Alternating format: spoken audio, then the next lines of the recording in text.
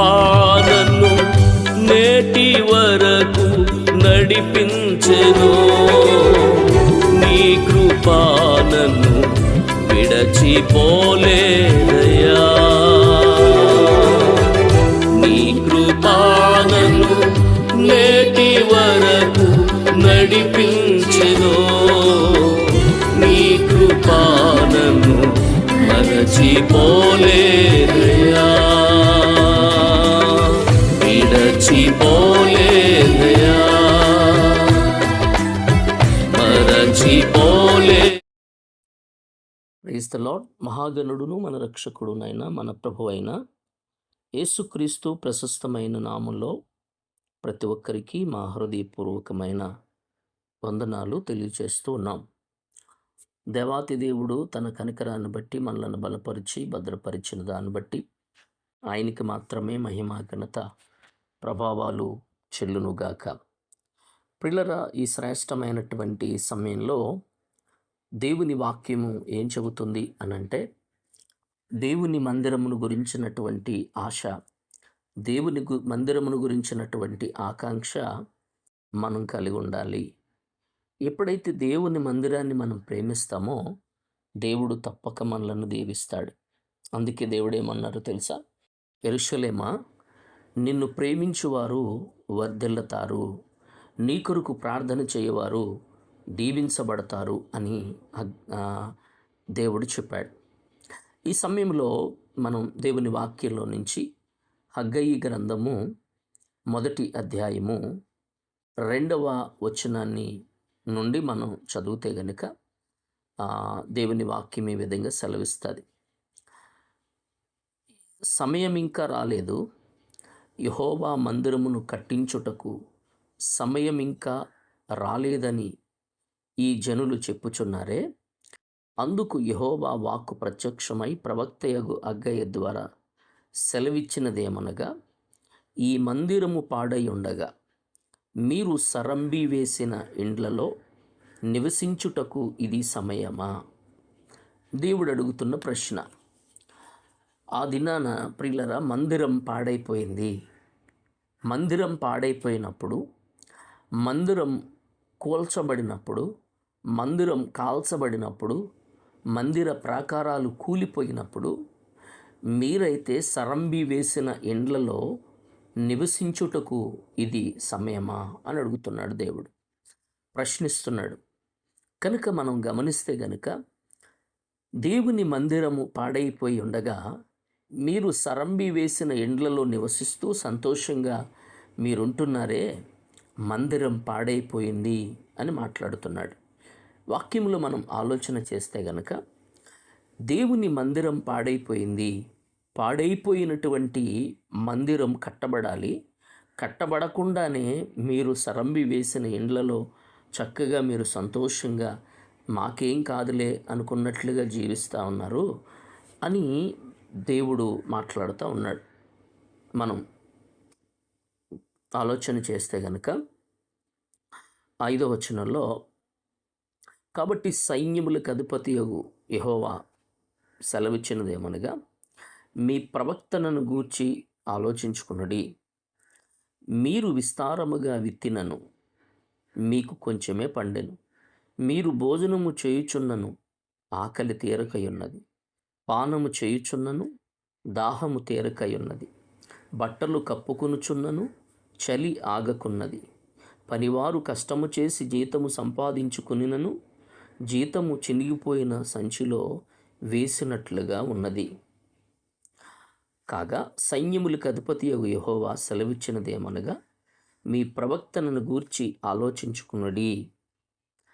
పర్వతములెక్కి మ్రాను తీసుకుని వచ్చి మీరు ఈ మందిరమును కట్టించిన ఎడల దాని యందు నేను సంతోషించి నన్ను గణపరుచుకుందునని యెహోవా సెలవిచ్చుచున్నాడు. ఇక్కడ దేవుడు ఏం మాట్లాడుతున్నాడు అనంటే, మందిరం పాడైపోతే మరి మీరైతే చక్కగా హ్యాపీగా సంతోషంగా సరంబి వేసిన ఇళ్లలో మాకు ఇబ్బందులు లేదనుకున్నట్లుగా బ్రతుకుతున్నారు.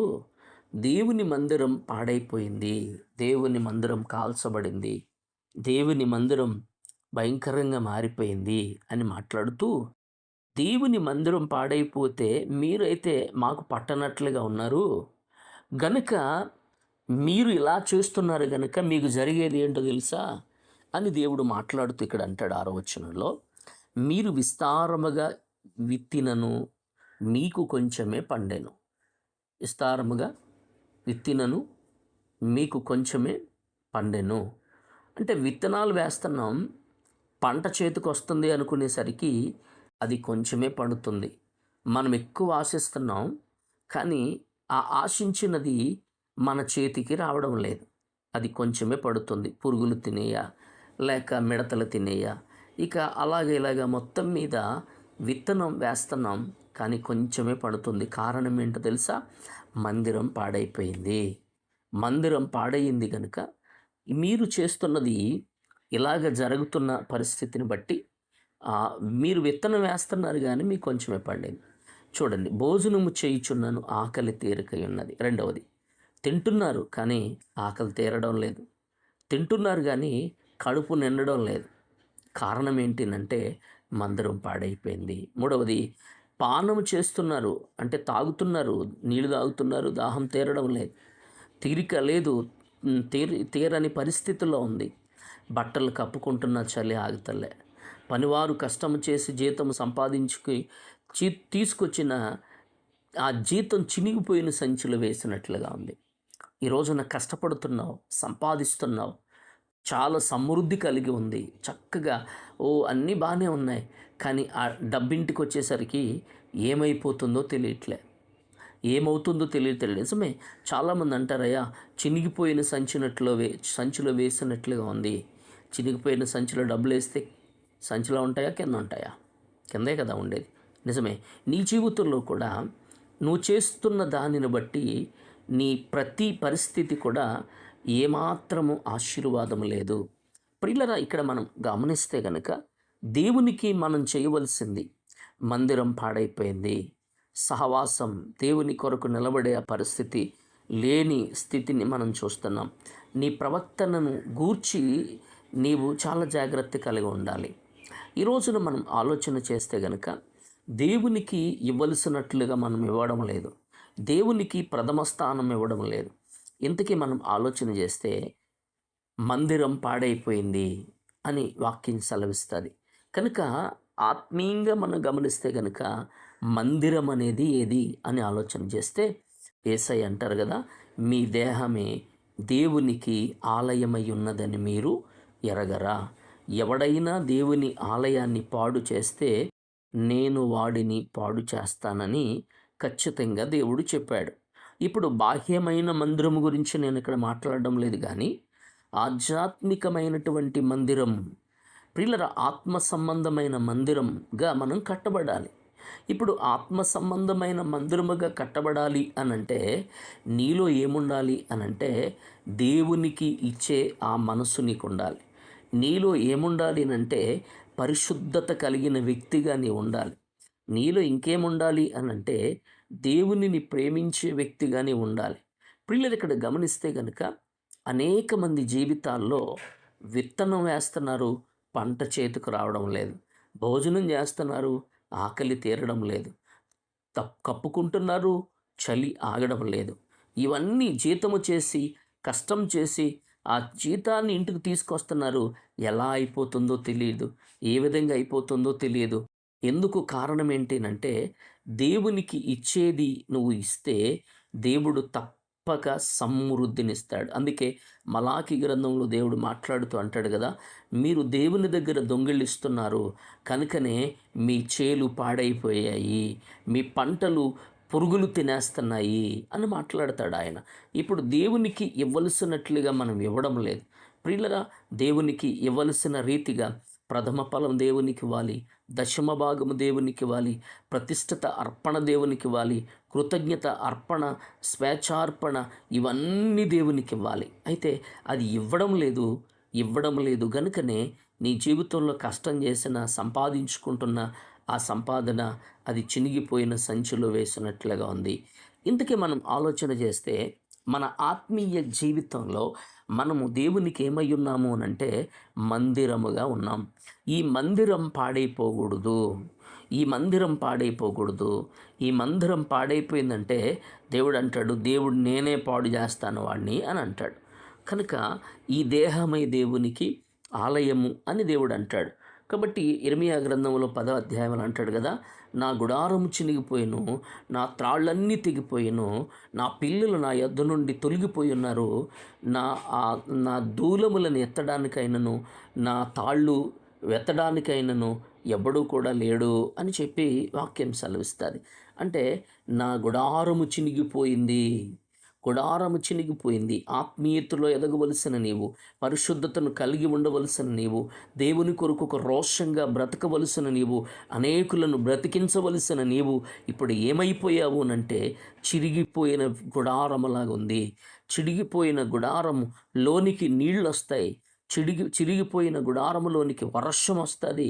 ప్రియులారా గమనించాలి, ఇప్పుడు అన్నీ నీ మీదకి వచ్చి పడుతున్నాయి, అన్నీ నీ జీవితంలోకి వచ్చి పడుతున్నాయి.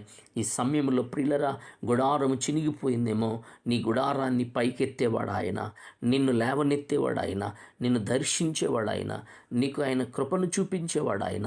ఈ సమయంలో ప్రభువా నీ కనికరము నాయనలు చూపించండి, నన్ను బలపరచండి ప్రభువా, నీ కృపతో నన్ను నింపండి నాయనని ప్రభువు దగ్గర నువ్వు ప్రార్థన చేస్తే గనుక దేవుడు తప్పక నీ విషయంలో ఆయన కార్యము జరిగించే దేవుడై ఉన్నాడు.